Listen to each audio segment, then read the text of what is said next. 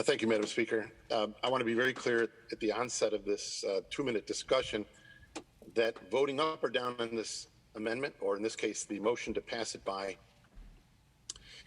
simply indicates whether or not a member's loyalty lies with unions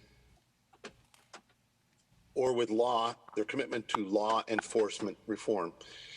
I'd like to do the full quote from the United States Conference of Mayors, but they wholeheartedly agreed and acknowledged that unchecked, collective bargaining agreements severely limit the ability to interrogate and discipline police officers.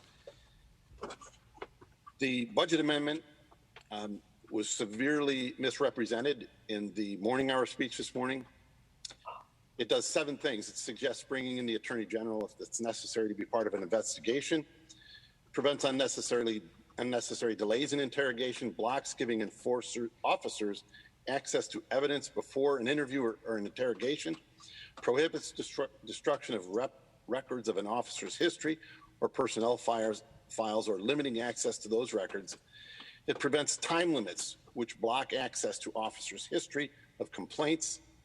It allows interrogation to be based on anonymous claims, and it blocks an arbitrator from ruling on a penalty or termination. None of those things talk about limiting what collective bargaining agreements do otherwise, such as dealing with compensation or other work-related matters. So to characterize this as an anti-collective bargaining measure is completely misleading.